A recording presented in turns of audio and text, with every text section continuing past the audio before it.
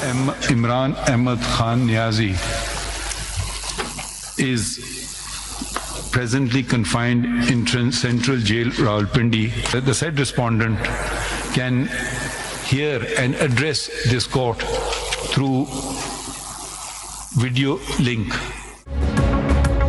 नैब तरमीम कलअदम करार देने के खिलाफ अपील पर बानी पीटीआई को वीडियो लिंक पेशी की इजाजत मिल गई। चीफ जस्टिस पाकिस्तान जस्टिस काजी फायज ईसा ने हुक्मनामा जारी कर दिया।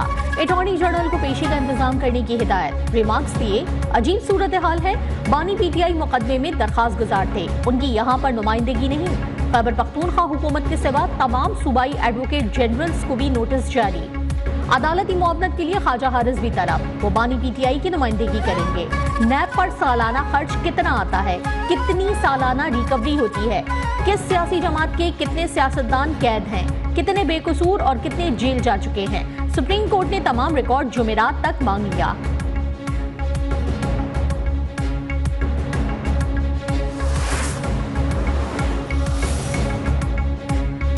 माशाअल्लाह लगता है नैब ऑर्डिनेंस 2 मिनट में फौरन बन जाता है, इस पर कोई सवाल नहीं किया जाता। जमहूरियत आकर कुछ कर दे वो बड़ा मसला बन जाता है। क्या नैब कानून इस तफरीक को खत्म कर रहा है? चीफ जस्टिस काजी फायज ईसा ने अहम कानूनी नुक्ता उठा दिया। जस्टिस अदर मिनल्ला ने रिमार्क्स दिए कि ये बहुत अहम सवाल है कि क्या नैब ऑर्डिनेंस सूबाई खुदमुख्तारी के खिलाफ है? असद मुनीर का खुदकुशी से कबल नोट आंखें खोलने के लिए काफी है। मुझे नहीं पता नैब गलत इख्तियारात इस्तेमाल कर रहा है या नहीं। हो सकता है अब बानी पीटीआई पूरा नैब कानून कलअदम करने का कहें। बानी पीटीआई खुद नैब के मुतासरा हैं। चीफ जस्टिस ने कहा कि जब वो पिटीशन आएगी हम देख लेंगे। जस्टिस जमाल मंदोखेल ने कहा, क्या नैब मुल्क में किसी को जवाबदेह भी है? जस्टिस अतर मिनल्ला ने वाज़ेह किया कि यहाँ हमारे पास 57,000 केसेस ज़ेरे इल्तिमा हैं, हम इस केस पर वक्त ज़ाया क्यों करें?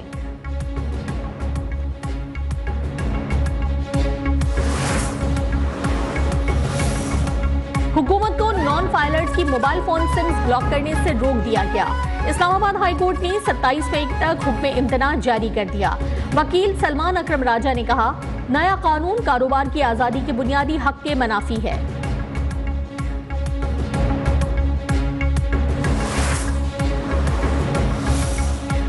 इस्लामाबाद हाई कोर्ट में शीरी मजारी की 2022 में गिरफ्तारी के खिलाफ दरखास्त पर फैसला महफूज। जस्टिस मोहसिन अख्तर कियानी ने कहा कि जो आज हो रहा है ये सब 2 साल बाद दूसरों के साथ हो रहा होगा, हम यहीं बैठे होंगे। समाअत के दौरान बानी पीटीआई की गिरफ्तारी पर भी रिमार्क्स। कहा, ऐसे मुंह उठाकर कोई दूसरे सूबे में जाकर कैसे गिरफ्तार कर सकता है? आज जो हुकूमत में है कल वक्त बदलेगा तो वो भी उठाए गए होंगे।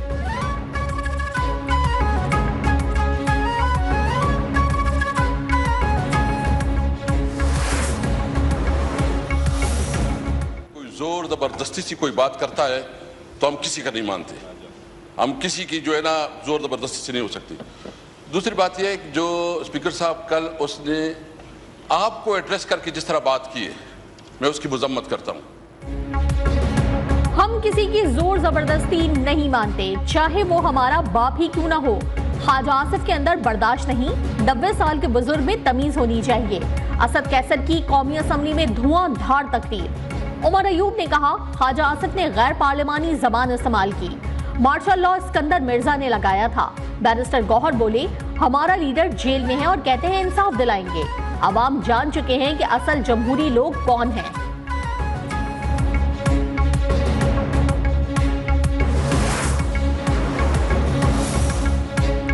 कायदे हिज़्ब इख्तिलाफ ने सदारती खिताब पर 33 सेकंड गुफ्तगू की।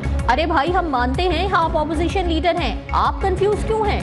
मुल्क को सियासतदान चला सकते हैं, खिलाड़ी नहीं। पीपल्स पार्टी के रहनुमा कादिर पटेल का बानी पीटीआई को चेयरमैन पीसीबी या कौमी टीम का कप्तान बनाने का मशवरा। कहा, आसिफ अली जरदारी ने मुल्क बचाने के लिए पाकिस्तान खप्पे का नारा लगाया। ये वो शख्स था जो 14 साल जेल में रहा, इस पर कोई जुर्म साबित नहीं हुआ। ऐवान में सीटी बजाने से मसाइल हल नहीं होंगे।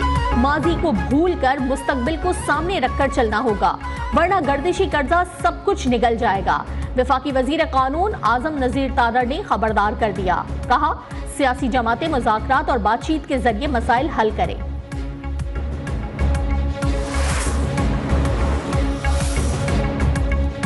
बर्फ पिघलने लगी, गवर्नर खैबर पख्तूनख्वा फैसल करीम कुंडी वजीर आला अली अमीन गंडापुर के साथ मामला बेहतर करने पर आमादा।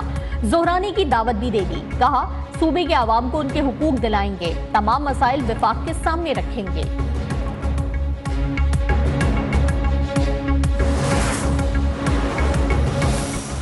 और दुश्मन की साजिश नाकाम हुई और दुश्मन के साथ साथ तरीके इंतशार भी ये सोच रखती थी कि किसी न किसी हवाले से इंतशार फैले, हर तरफ जो है वो अफरा तफरी का आलम हो। दुश्मन की साजिश नाकाम हो गई। वजीर आजम के बरवक्त नोटिस ने सानेह से बचा लिया। वफाकी वजीर इत्तलात अता तादड़ का कहना है सियासी मुखालिफिन को ये बात हजम नहीं हो रही कि महंगाई कम क्यों हो रही है। वजीर उमूर कश्मीर अमीर मकाम बोले हम अपना पेट काट कर भी कश्मीरियों को रिलीफ देंगे, कश्मीर कॉज के लिए आवाज उठाते रहेंगे।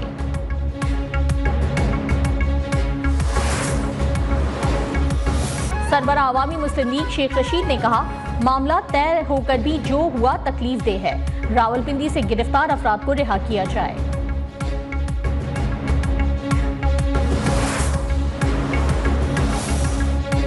वजीर आजम का स्ट्रैटेजिक इरादों के सिवा दीगर की निजकारी का ऐलान। तमाम विफाकी वजारतों को निजकारी कमीशन से मुकम्मल ताउन की हिदायत।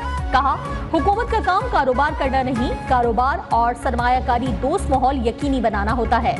निजकारी के तमाम मराहिल बराह रास्त नशर होंगे।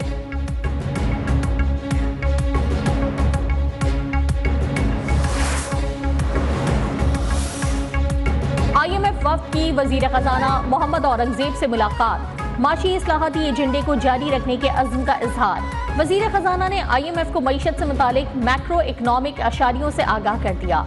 मुलाकात में governor state bank, chairman FBR की भी शिरकत।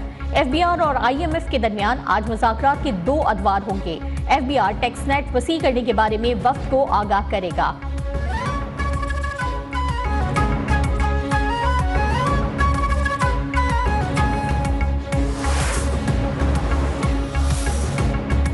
IMF के नए प्रोग्राम से सरमायाकारों का एतमाद बहाल। पाकिस्तान स्टॉक एक्सचेंज में कारोबारी हफ्ते के दूसरे रोज भी तेजी। इंडेक्स 700 पॉइंट्स इजाफे से 74,524 की सतह पर trade.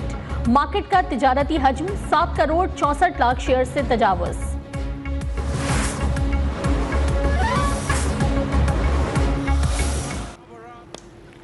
Desperation that was, but calculated desperation. Well, that's very clever batting because there's no one in the deep on the offside. Shaheen मारेंगे मैदान या सीरीज होगी आइलैंड के नाम। डबलिन में पाक आइलैंड T20 सीरीज का फैसला कुन मार्का आज शाम 7 बजे होगा।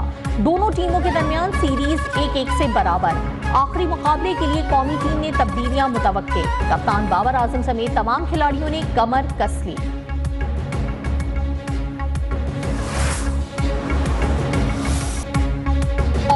अंकल सरगम के खालिक फारूक कैसर की तीसरी बरसी।